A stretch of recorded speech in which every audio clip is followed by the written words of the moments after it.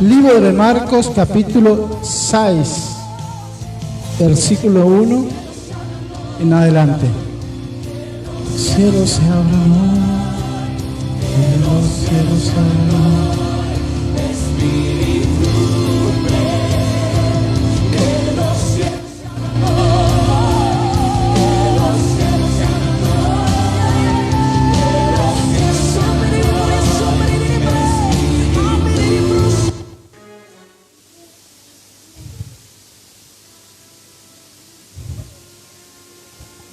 Libro de Marcos, capítulo 6, versículo 1 en adelante.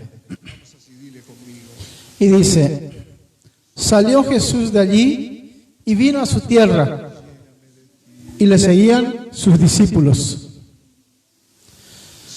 Y llegado el día del reposo, comenzó a enseñar en la sinagoga, y muchos, oyéndole, se admiraban y decían: ¿de dónde tiene estas cosas? ¿Y qué sabiduría es esta que le es dada? ¿Y estos milagros por sus manos son hechos? ¿No es este el carpintero, hijo de María, hermano de Jacobo, de José, de Judas y de Simón? ¿No están también aquí con nosotros sus hermanas? Y se escandalizaban de él. Mas Jesús les decía: no hay profeta sin honra, sino en su propia tierra, y entre sus parientes y en su casa. Y no pudo hacer allí ningún milagro, salvo que sanó unos pocos enfermos, poniendo sobre ellos las manos. Y estaba asombrado de la incredulidad de ellos, y recorría las aldeas de alrededor. Amén. Yo la semana pasada les estaba compartiendo lo que dice en el capítulo 5, la misma de Marcos, y había dos historias ahí. Está en un lugar donde Jesús hizo un milagro, pero después no pudo hacer otros milagros porque directamente la gente no le aceptaron, no lo recibieron, le dijeron que se vaya de sus tierras. No queremos que venga a nuestra aldea, no queremos que venga a nuestra ciudad, no queremos que siga orando por nosotros. Y le rechazaron a Jesús, le dijeron que se vaya de sus contornos. Y no fue solamente una persona, sino que dice que mucha gente, la mayoría de la gente lo echaba a Jesús de su ciudad. ¿Y qué hizo Jesús? Inmediatamente se cruzó al otro lado del lago. Y en la otra orilla había una multitud esperándole. Muchísima gente esperándole ahí, expectante por lo que Jesús podía hacer en sus vidas. Y ahí Marcos, que es el escritor de este libro, Marcos, cuenta, logra él tomar dos historias, dos milagros, más allá de que Jesús hizo muchos milagros más, pero dos milagros más impactantes que sucedieron ahí, que una fue la mujer que estaba ahí esperándole, expectante que Jesús venga, y ella había tomado una decisión y dijo: si yo toco el borde de sus vestiduras, voy a ser sana. Y ese era todo lo que ella pensaba, ¿sí? Ella, si lo logro tocar el borde, ¿por qué ella quería tocar? Porque sabía que algo había en Jesús. Si ella lograba tocarlo al Señor, ella iba a ser sanada. Ella no esperaba que el Señor le toque, ella iba a tocar, que es diferente, ¿sí? Para ir a tocarle a Jesús es que ella tenía que ir, ¿sí? No esperar que el Señor venga. Ella está determinada a llegar ahí. Dice que había mucha gente, la gente se amontonaba, todo el mundo quería tocarlo a Jesús. Pero había algo en esta mujer que era determinación. Ella estaba determinada a tocarlo. No sé cómo lo logró, pero ella logró tocar a Jesús, que fue tanto lo que sucedió. Dice que el momento, o sea, yo creo que la fe de ella hizo que suceda algo, que el Señor sintió, dice que virtud salió de él, algo sintió el Señor en ese momento, cuando ella lo tocó y fue sanada. Ella también sintió que fue sanada. Era una mujer que tenía, dice, flujo de sangre. Hacía muchísimo tiempo. Creo que, como siempre digo cuando hablo de esto, los hombres nunca vamos a entender esto. Pero las mujeres sí saben de qué sucede, qué pasa. Mucho cuando esto no se corta y sigue, una mujer se debilita, está perdiendo sangre. Es más, había una cultura en ese tiempo que una mujer que tenía un flujo de sangre era como tenido de menos, como que era una mujer inmunda. Dice que nadie podía ir a sentarse en un lugar donde se había sentado una mujer que tenía flujo de sangre. ¿Por qué? Esta mujer estaba inmunda. Y el que se sentaba ahí también quedaba inmundo. ¿Sí? Ella no podía abrazar a su esposo, no podía abrazar a sus hijos, no podía abrazar a nadie, porque al que tocaba a ella se convertía en inmundo. Eso era la creencia en ese momento. Así que no era solamente la enfermedad, había una condena social hacia ella. Y ella logró tocar al Señor y fue sanada. Dice, había un hombre al mismo tiempo que tenía la hija enferma y fue al Señor, y cuando llega a pedirle al Señor es cuando llega otro mensajero diciéndole, no moleste más al maestro porque tu hija ya murió. Sin embargo, el Señor fue igual y entró a la casa de aquel hombre y su hija fue sanada. Mejor dicho, no fue sanada, resucitó, ¿sí? Porque ya estaba muerta. Le dijo, niña, levántate, ¿sí? Y dice que ella se levantó y el Señor le dijo, denle de comer. La felicidad tremenda de aquellos hombres. Sin embargo, salió de ese lugar y fue a otro lugar. Dice, salió Jesús de allí y vino a su tierra y le seguían sus discípulos. ¿Sí? Salió de ese lugar no tan lejano, fue al lugar donde él se crió, donde él vivió toda su vida y la gente lo conocía. Y llegado al día de reposo, comenzó a enseñar en la sinagoga y muchos oyéndole se admiraban y decían, ¿de dónde tiene estas cosas? ¿Y qué sabiduría es esta que les dada? Y estos milagros que por sus manos son hechos. ¿No es este el carpintero, hijo de María, hermano de Jacobo, de José, de Judas y de Simón? ¿Y no está también aquí con nosotros sus hermanas? Y se escandalizaban de él. O sea, no creían en él, porque le menospreciaban, le la tenían en poco. ¿Quién es este? ¿No es este el hijo del carpintero? O sea, ¿no es este el hijo del carpintero? O sea, como menospreciándole, decía, el hijo del carpintero, supuestamente el hijo del carpintero, pero ya sabemos todo que no es. ¿Qué quería decir eso? Si este le están menospreciando, como que no es un hijo ilegítimo, como que la gente sabía la historia de que José no era el padre, pero se hizo cargo de él, ¿sí? Jesús, pero entonces le menospreciaban. Dice, no es este el hijo de María, porque también hay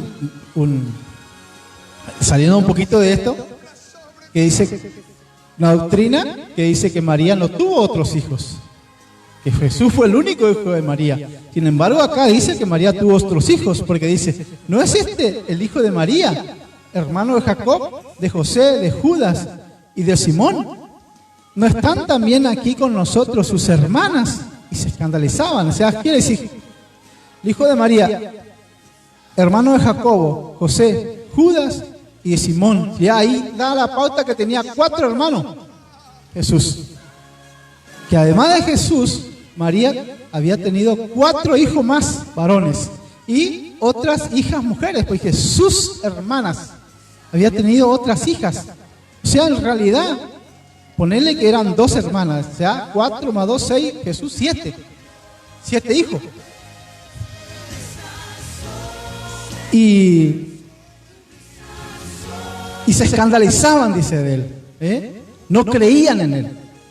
Menospreciaban a Jesús. Mas Jesús le decía, dice, no hay profeta sin honra, sino en su propia tierra, y entre sus parientes y en su casa. Y no pudo hacer allí ningún milagro, salvo que sanó a unos pocos enfermos, poniendo sobre ellos las manos, y estaba asombrado de la incredulidad de ellos y recorría las aldeas de alrededor enseñando. O sea, acá encontramos una cosa. Ya la semana pasada que le había hablado acá, en un lugar, el milagro que hizo lo echaron igual, no lo quisieron recibir. En el otro lado hizo muchos milagros. Acá lo menospreciaban, pero ¿qué hacía Jesús? Él seguía hablando, él seguía enseñando, él seguía orando por la gente, aunque la gente le menospreciaba, no creían en él, hablaban mal de él, lo criticaban seguramente. Dice, él seguía, el que quería escucarle, él le seguía hablando, ¿sí? Seguía enseñando en las sinagogas, seguía enseñando, seguía recorriendo las aldeas. O sea, las aldeas son como pueblitos así de aquel tiempo, digamos, había un grupo así, pues iba a otros kilómetros, había otros grupos así como pueblitos, digamos, como hablándole al vocablo nuestro, digamos. Acá nosotros no usamos el término aldea, decimos pueblitos, colonias, parajes en otros lugares, ¿sí? Pero yo lo digo como aldeas son pocas personas, digamos, pero todas juntas, digamos. Entonces él iba recorriendo, iba yendo. Y él no nos hacía problemas si le creían o no le creían. ¿Por qué? Porque él tenía fijo, sabía quién él era. Sabía que él era el Hijo de Dios. Nadie le iba a venir a decir quién era él. Por más que le criticaban, no le creían, ¿sí? Le menospreciaban, quizás se burlaban otros de él, porque dice que también se burlaban de él. Entonces, ¿qué pasaba? ¿Quién perdía ahí? La gente que no le creía. Jesús pudo haber hecho muchos milagros acá. Quién sabe cuántos enfermos había. Pero esta gente no tenía expectativa, no creían. Sin embargo, la mujer del flujo de sangre, ella tenía una expectativa impresionante. Dije, si yo tocar el borde de su manto, el manto era algo como acá no usamos nosotros, gracias porque nos hace calor, digamos, en algunos lugares como Salta, por ahí solían usarlo, lo que eran los gauchos, ellos lo usan algunos, digamos, lo que era nos le dicen manto, no me acuerdo cómo le dicen, ese que le ponen arriba al hombro así. A ver si se acuerdan ustedes. Ese que revoleaba Soledad, el poncho. ¿Sí? El poncho. Y ahí en aquellos lugares usaban algo parecido, digamos, por decirlo así, que usaban los profetas generalmente. Y como Jesús era, la gente le habían declarado un profeta y él se movía como un profeta, declaraba, hablaba, profetizaba, enseñaba, se movía, pero y él se había dado, aparte de profeta, la gente le había autodeclarado un profeta, pero él fue más allá. Él dijo, yo no soy un profeta, yo soy un hijo de Dios, yo soy el hijo de Dios. Y esa era la que la gente lo criticaba, decía, ¿cómo que hijo de Dios? El término hijo de Dios no se usaba en ese tiempo. ¿Sí? Él trajo eso y dijo, yo soy el Hijo de Dios. Y él dijo que él era el Hijo de Dios. ¿Cómo que el Hijo de Dios? Y bueno, él es nuestro hermano mayor. Es porque es el primogénito, el primer hijo. Después nosotros también somos hermanos de Jesús, ¿sí? Porque somos hijos de Dios. Somos los hermanos de Jesús, somos hermanos de sangre. ¿Por qué? Porque somos lavados por la sangre de Cristo, ¿sí? La sangre de Cristo nos limpia, nos purifica, nos santifica, nos hace acepto, dice, delante del Padre. ¿Qué quiere decir? Que el Padre nos acepta como su Hijo. Entonces, eso es lo que Jesús hablaba, seguía enseñando, aunque no podía hacer milagros, porque el fin, la finalidad de todas las cosas es eso. La finalidad de los milagros, la finalidad de la liberación, la finalidad de todas las cosas que Jesús vino a hacer fue que nosotros podamos entender que no solo somos criaturas de Dios, somos hijos de Dios. Podemos ser hijos de Dios a través de Jesús, porque Jesús murió, para eso Jesús vino, y la gente, él trataba de hacerlo entender a la gente que había otro tiempo, que estaban viviendo otro tiempo, como nosotros, ¿entendés? Nosotros vivimos un tiempo, este es nuestro tiempo, y todo va a suceder de acuerdo a nuestra expectativa. ¿Qué expectativa nosotros tenemos de Dios? ¿Qué expectativa tenemos nosotros cuando venimos a la iglesia? ¿Sí? ¿Qué expectativa tenemos cuando nos acercamos a Dios a cantar, a orar, a adorar? ¿Sí? Cuando nosotros venimos a la iglesia tenemos que tener una expectativa. ¿Sí? Hoy voy a ser bendecido. Hoy Dios me va a hablar. Hoy Dios me va a dar una palabra. Hoy voy a escuchar una palabra que es la que estoy necesitando. Dios me va a revelar de alguna manera, a través de la predicación, a través del pastor, la pastora, a través de la adoración, en la alabanza. Algo va a ocurrir que va a despertar mi espíritu, ¿sí? Voy a salir no como vine, sino voy a salir renovado, voy a salir alegre, contento. No voy a salir con la amargura que vine, no voy a salir con así bajoneado como estoy, voy a salir acá con fuerzas nuevas.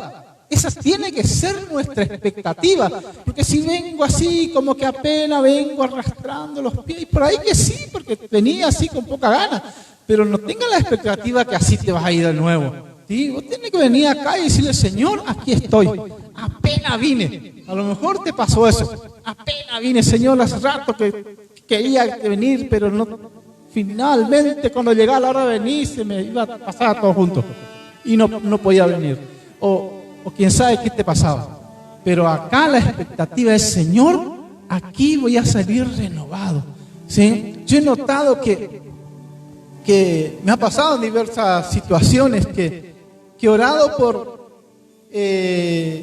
por personas que Dios hizo un milagro. A veces, como una vez escuché, el pastor hizo una oración así, nomás dice, pero Dios hizo un milagro. Y Dios hace milagro no por la oración que hace, que es una oración larga, la oración corta, sino es por la expectativa que hay. Si uno puede hacer una oración y ahí, Señor, obra, bendecí su economía, bendecí esto, bendecí así, y ahí Dios obra un milagro. Por la expectativa, esa es la expectativa, es la fe. Estoy esperando. Algo Dios va a hacer conmigo, algo va a suceder en lo espiritual, Dios va a romper las cadenas, Dios va a romper, porque es la palabra que obra, es la palabra que atraviesa, ¿sí? Es la palabra que dice que parte el alma y el espíritu. ¿Qué quiere decir? Muchas veces yo no entendí qué quiere decir parte el alma y el espíritu. El espíritu es donde viene el Espíritu Santo, ahí nosotros somos cuerpo, alma y espíritu. ¿Sí? El cuerpo es lo que se ve, lo que se mueve, ¿sí? Pero el alma, no vemos el alma son las emociones, los sentimientos, y en las almas, en el alma se manifiestan a veces nuestro negativismo, ¿sí? Podemos estar arriba, abajo, ¿sí? O tristeza, angustia, ¿sí? La alegría, podemos estar alegres, ¿sí? Uno no siempre está alegre todo el tiempo, ¿ya? La alegría, así como uno se ríe, ¿sí? Hasta uno puede reírse y meter una carcajada, pero uno está todo el día riéndote a carcajada, porque te dura un momento. Así también es la tristeza, ¿sí? Uno se puede poner triste por algo pasó y triste, pero no estar todo el día triste, ¿entendés? Y algunos, porque cuando ya uno está todo el tiempo triste, angustiado, enojado, ya te empieza a dominar. Y ahí es cuando el diablo empieza a tomar ocasión con nosotros. ¿Por qué? Porque nosotros le damos lugar. ¿Sí? Y entonces, eso, la tristeza, la angustia, no puede contaminar el espíritu. ¿Sí? Porque ahí en el espíritu nuestro, ahí está el Espíritu Santo. El Espíritu Santo no se pone nunca triste. ¿Sí? Si está ahí, le damos lugar y el Espíritu Santo va a empezar a ponernos así como positivos, energía, Dios está en mí, entendemos su palabra. El Espíritu Santo nos lleva a leer la palabra, a buscar la palabra, a no dejarnos llevar por las cosas negativas, sino a entender que Dios es mayor que todas las cosas. Entonces viene, dice la palabra, y parte el espíritu. Tristeza, angustia, quebranto, negativismo, todo para allá.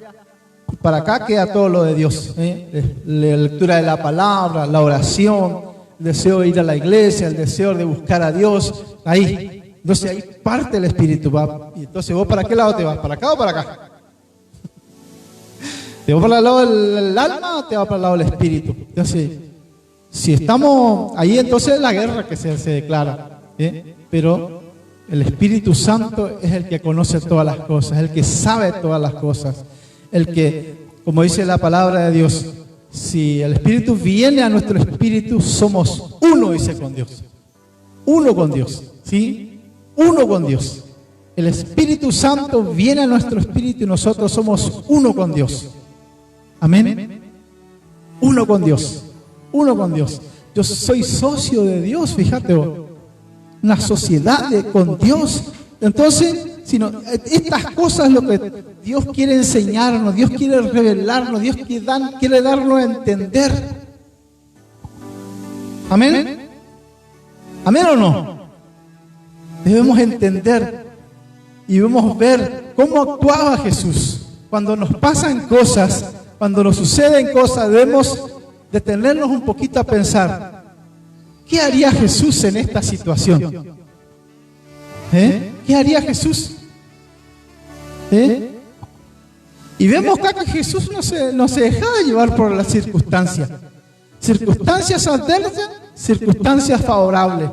Él seguía adelante, no se detenía. Él tenía un propósito. Él tenía la fija. Él tenía una meta. Amén. Lo rechazaron. Ahí se fue al otro lado todo el mundo le esperaba. Ahí se fue a otro lugar, nadie creía en él. O casi todos. Algunos nomás creyeron en él. Sí, casi nadie. Pero igual el Señor oró por los que se dejaron orar. Él tenía poder para orar por todo y hacerle rebatir y darle vuelta a los pensamientos, pero no. El Señor nos dio libre albedrío a cada uno.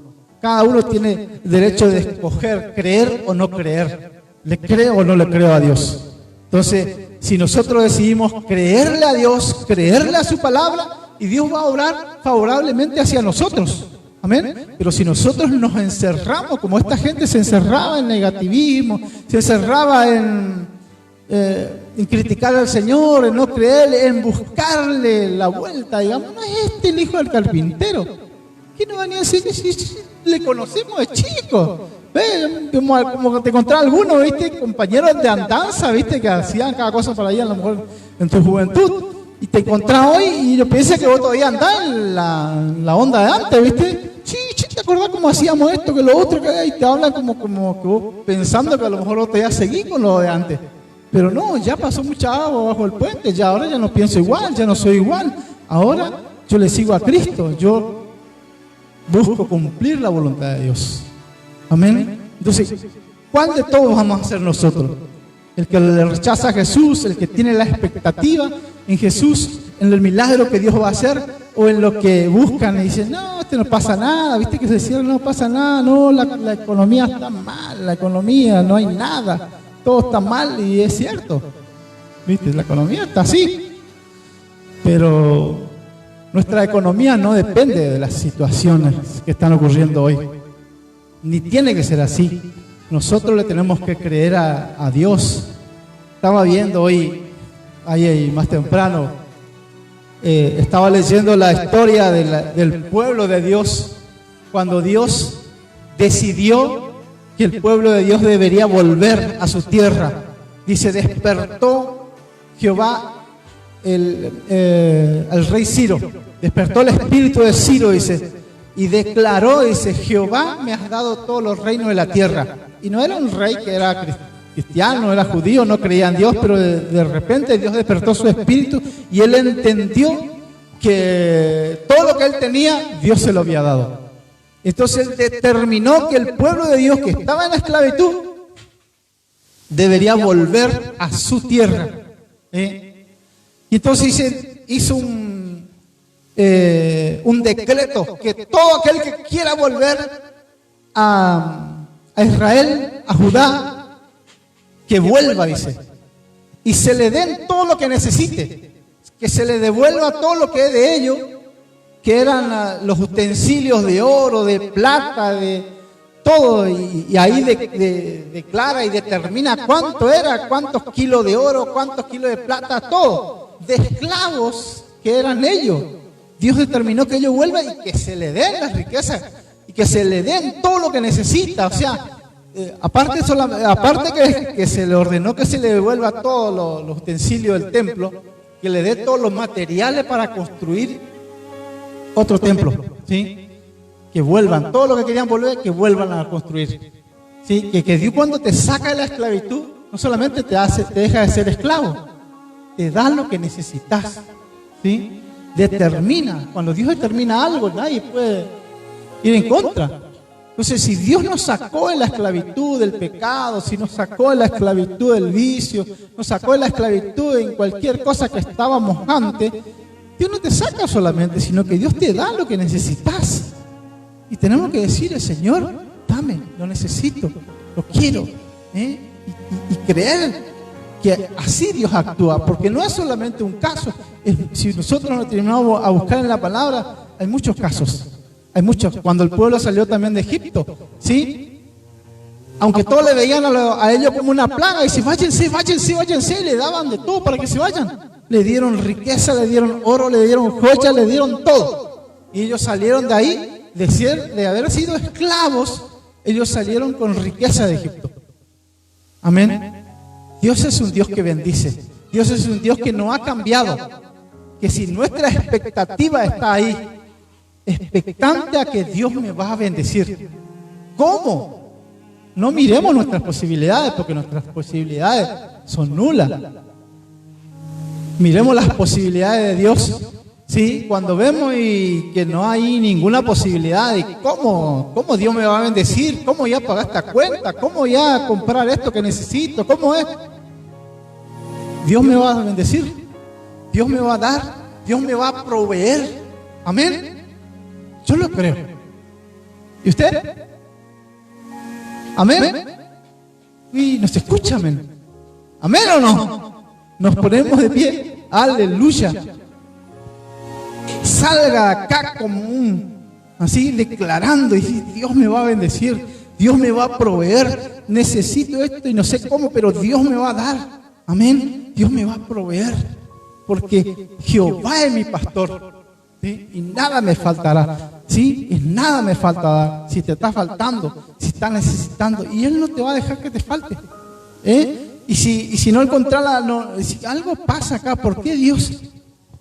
Investiga tu corazón. ¿Cómo está tu corazón? ¿Cómo está tu corazón para con Dios? ¿Cómo están tus actitudes? ¿Sí? Y si encontrás que hay algo que no está bien y determinaste a cambiar, ¿sí? Hace un trato y un pacto con Dios y decir: Señor, voy a cambiar. Señor, hay algo acá que no está resultando. Voy a cambiar, ¿sí? Me voy a volver a vos. Señor, voy a dejar esto que hace rato que estoy coqueteando, que dejo, que no dejo. Voy a dejar, pero me voy a prender de la roca, que es Cristo. Amén. Aleluya. Nos ponemos de pie porque vamos a orar y vamos a declarar esta palabra. Señor, gracias. Gracias. Gracias. Gracias. Gracias. Gracias por tu palabra. Gracias porque tú nos hablas. Gracias, Dios mío, porque tú estás aquí. Gracias, Señor, porque tú eres nuestro proveedor. Gracias porque tú eres nuestro pastor. Aleluya. Señor, si hay cosas en mi vida que a ti no te agradan, ayúdame, Señor. Ayúdame a cambiar. Ayúdame, Señor, a abandonar las cosas que tengo que dejar.